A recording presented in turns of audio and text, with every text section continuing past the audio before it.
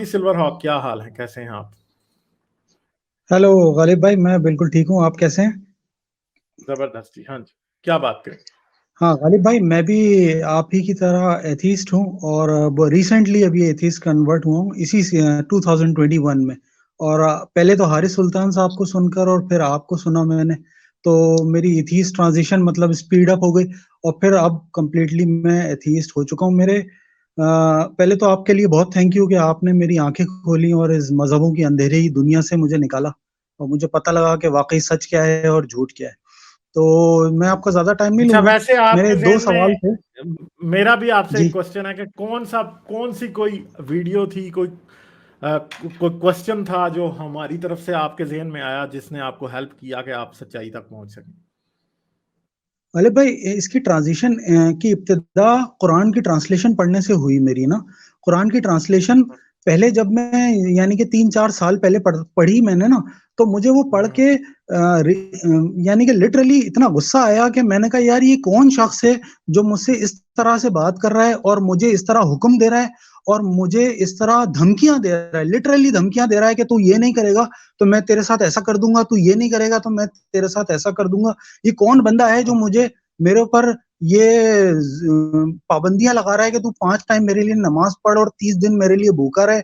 मैंने कहा मुझे इतना गुस्सा आया, मैंने कहा ये कौन बंदा है। दूसरा एक ट्रांजिशन ये था कि मुझे ये समझ में नहीं आता था कि ये कौन सा पागल बंदा 7 आसमानों के ऊपर बैठा हुआ है जो ये चाहता है कि वो एक मखलूक बनाए और जबरदस्ती उसका इम्तिहान ले और जबरदस्ती उसको जन्नत दोजख के चक्कर में फंसाए। मुझे बचपन से आज तक ये समझ नहीं आया कि मैं जन्नत दोजख के चक्कर में आखिर फंसा क्यों हूं। मैंने किसी का क्या बिगाड़ा है या मैंने क्या किया था कि मैं खुद पैदा तो नहीं हुआ, तो मुझे इसने जबरदस्ती पैदा किया और जबरदस्ती मेरा इम्तिहान ले रहा है। ये पता नहीं कौन बंदा है ये। मैं अपने माँ बाप से ये बात पूछता था, उल्मा से तो पूछने की हिम्मत कर ही नहीं सकता, वो तो मुझे काफिर कह देते। तो मेरे माँ बाप के पास कोई जवाब नहीं था, मेरे रिलेटिव्स के पास कोई जवाब नहीं था। वो जवाब फिर आपकी वीडियोस से मिला मुझे। मुझे पता लगा कि ये सब कहानियां बनाई ही झूठ गई थी। तब मुझे ये मेरा एथीज का ट्रांजिशन कंप्लीट हुआ और मेरी आंखें खुली कि ये सब हमें बचपन से धोखा दिया गया था इन एब्राहमिक रिलीजन्स के नाम पर। तो ये हुआ था। अच्छा, तो आपके सवाल क्या है? अच्छा, मेरा सवाल थोड़ा शॉर्ट था कि मेरी फैमिली जो है वो उनको पता है कि मैं एथीस्ट हूँ और मैंने सबको बताया भी अपनी फैमिली में। लेकिन ज्यादातर लोग जो मेरे ऊपर ऑब्जेक्शन करते हैं वो कहते हैं भाई तुम्हारा नाम तो मुस्लिम है, अब तुम अपना नाम एथीस्ट के मुताबिक क्या रखोगे, अब तुम्हारा नाम क्या रखें। दूसरा ये कि तुम शादी करोगे तो किस तरह करोगे, और दूसरा ये कि जब तुम मर जाओगे तो तुम्हारी डेड बॉडी का डिस्पोजल कैसे होगा। तो ये समझ नहीं आता मुझे। आप पाकिस्तान में हैं कि इंडिया में हैं? मैं इधर ही हूँ, पाकिस्तान में। अच्छा, बात यह है कि आप देखें, ये चीज़ें मुश्किल तो हैं। आप पाकिस्तान में रहते हुए आप ये नहीं कह सकते कि क्या करेंगे, और लोग आखिर पे अपनी फैमिली खुद ही, मर भी जाए बंदा तो क्रियाक्रम रिलीजियस ही कर देती है। अगर आप किसी सेकुलर कंट्री में होंगे तो हम्म। आपकी शादी होगी तो मौलवी आपको नहीं पढ़ाएगा निकाह, ठीक है। मेरा और हम्म। मेरी बेगम का निकाह किसी मौलवी ने नहीं पढ़ाया, हमने कोर्ट मैरिज की, बस बात खत्म। कोई जरूरत ही नहीं, ना किसी पंडित, ना कोई पादरी, कोई कुछ भी नहीं। ठीक है, क्यों है? क्योंकि हमें पता है कि हमारा हम्म। ताल्लुक आपस में है। हमारे पास सर्टिफिकेट शादी का ना भी हो ना, हम फिर भी साथ रह रहे होंगे। क्यों रह रहे होंगे?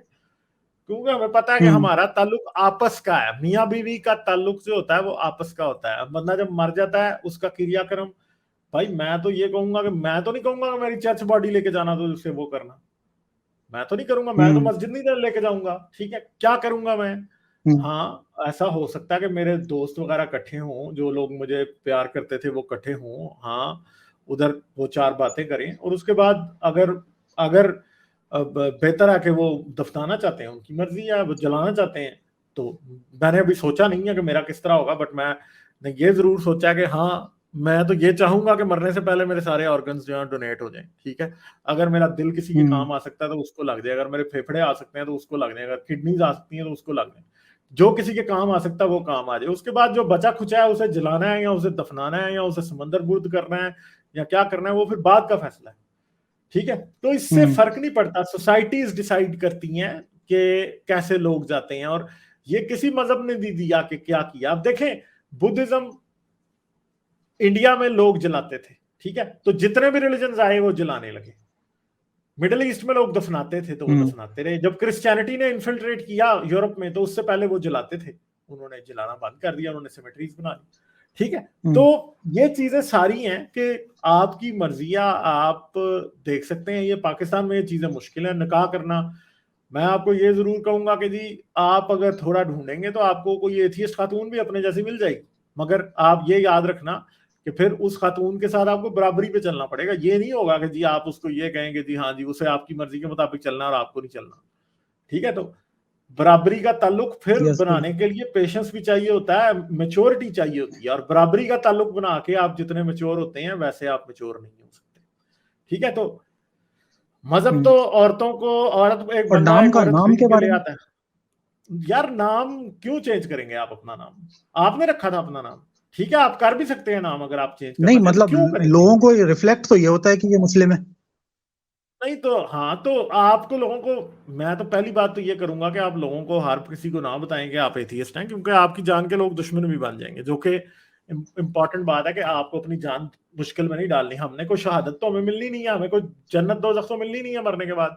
तो हमारा जो मेन इशू है वो क्या है? हमारा मेन इशू यही है कि हमने जिंदगी ऐसी गुजारनी है जो कि ठीक हो। ठीक है, वो ठीक जिंदगी क्या होगी? आपने अपने लिए जानबूझ के गड़ा नहीं खोदना, आपने किसी के लिए भी गड़ा नहीं खोदना। आपने जिंदगी, अगर आपको पाकिस्तान में रहते हुए कभी रिटर्न भी करना पड़े, आप मुसलमान है, तो इसमें क्या बुराई है? क्योंकि पता है ना वो तो भेड़िए हैं, वो तो किसी को भी पता चलेगा कि वो मुसलमान नहीं है तो उसकी जान के दुश्मन बन जाएंगे। तो अगर आपको कहीं रिटर्न, मैं तो पाकिस्तानी मुसलमानों को कभी भी नहीं ये कहता कि वो डंके की चोट पे एथीज्म का ढोल बजाना शुरू कर दे, ना ना, कोई करने की जरूरत नहीं है। आपकी जिंदगी कीमती है, जाहिलों की जहालत से ज्यादा आपकी जिंदगी कीमती है, इसलिए जाहिलों को के साथ मुकाबला करने की जरूरत नहीं है, शरीर का मुकाबला नहीं करते होते। तो बड़ी सिंपल सी बात है, नाम एक आपने जगह अपना, मैं जॉब करता था कल। हाँ गालिब भाई, मैं एक जगह जॉब करता था तो मैं नमाज तो जाहिर है नहीं पढ़ता था, तो उन लोगों को ये शक हो रहा था कि मैं कहीं कादियानी तो नहीं हूँ, ये नमाज ही नहीं पढ़ता।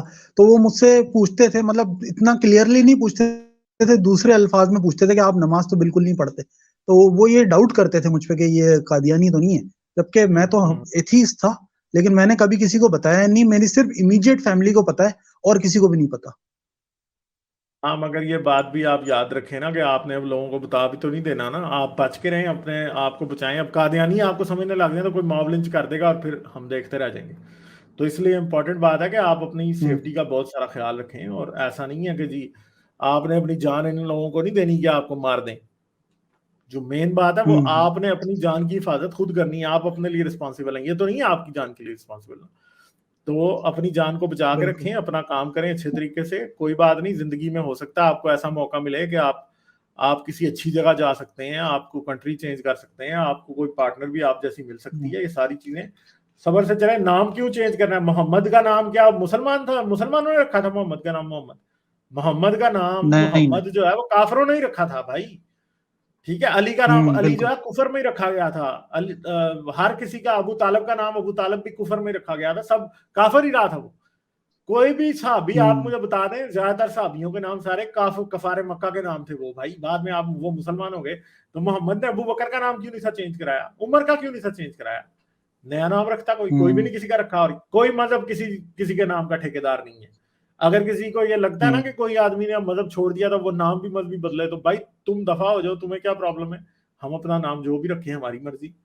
ठीक है, हमारे माँ बाप ने अगर हमें को नाम दिया तो हम उसे क्यों बदलें? निकलो यहाँ से। ठीक है, ये बातें नहीं होती इस तरह। सही हो गया। अच्छा गालिब भाई, अगर टाइम है तो मैं सेकंड क्वेश्चन करूं, नहीं तो फिर एंड कर दें। हाँ जी, बताएं क्या आपका सेकंड क्वेश्चन? सेकंड क्वेश्चन छोटा सा है। मैंने अभी इजिप्शियन फेरोज की और इजिप्शियन प्री इस्लामिक एरा, यानी कि जो पिरामिड्स का जमाना था, उस जमाने का एक फेरो था, उसका नाम था एमेनहोटेप। उसने अपना नाम चेंज करके आखेनाटेन रख लिया था बाद में। नेफरटीटी उसकी बीवी थी। तो ये पहला इजिप्शियन फेरो था जिसने मोनोथीइज्म इन्वेंट किया था, और इसने मोनोथीइस्ट, एक सन गॉड था आटेन, तो इसने आटेन की पूजा करवाना शुरू कर दी थी, और बाकी सारा पैंथियन ऑफ इजिप्शियन गॉड्स को खत्म कर दिया था इसने। और इसने एक ही कहा था कि आटेन की पूजा करेंगे और किसी की भी नहीं करेंगे, और इसने एक शहर बनाया था अमरना। तो इसकी कनेक्शन ये बनती है कि हिस्टोरियंस जो रिसर्च कर रहे हैं, जो इजिप्टोलॉजिस्ट हैं, वो ये समझते हैं, या एक थ्योरी है कि मोजेस जो है वो आखेनाटन का ही कोई प्रीस्ट था, और आखेनाटन के मरने के बाद टूटन खामेन जो है इसका बेटा फेरो बन गया था। तो इसके बेटे ने क्या किया था कि दोबारा से वो पुराना वाला पैंथियन ऑफ इजिप्शियन गॉड्स अपना ले आया था। तो वहां से फिर इसके प्रीस्ट को जान बचा के भागना पड़ी थी। तो कहीं ये पॉसिबिलिटी तो नहीं कि मोजेस इसका प्रीस्ट था और वो टूटन खामेन की वजह से वहां से भागने पे मजबूर हुआ था? हो सकता है, बट हमारे पास एविडेंस इसका खास नहीं है। मैंने वो देखी है, डॉक्यूमेंट्री है एक, इस पे मेरे ज़हन में उसका नाम नहीं है। हाँ जी जी, मैंने भी यही देखी थी, तो मैंने कहा आपसे कंफर्म करूं कि आपके पास कोई इसके हवाले से कोई वेरीफाइड इंफॉर्मेशन हो। ज्यादा इस बारे में वेरीफाइड इंफॉर्मेशन कोई नहीं है, मगर हो सकता है, मगर मे ये बी भी हो पॉसिबल के हो सकता है, बट हाँ, हमें मे बी ज्यादा पता नहीं है इस बारे में। तो ये मोनोथीस्टिक कल्ट ठीक है, वहां से स्टार्ट हुए थे? हाँ हो भी सकता है ना, मगर मैं अब इस बारे में कोई डेफिनेट बात आपको कैसे बताऊं जब मुझे पता ही नहीं है। ठीक है, चले फिर। चले, ठीक है, बहुत ठीक है शुक्रिया खालिद भाई, बहुत शुक्रिया, बहुत शुक्रिया, चलें, थैंक यू ठीक है, sir. Okay, bye bye bye. Like, share और सब्सक्राइब करना मत भूलें। इसके साथ साथ आप मेरे चैनल को पेट्रियन पर सपोर्ट कर सकते हैं। पेट्रियन का लिंक वीडियो की डिस्क्रिप्शन में है।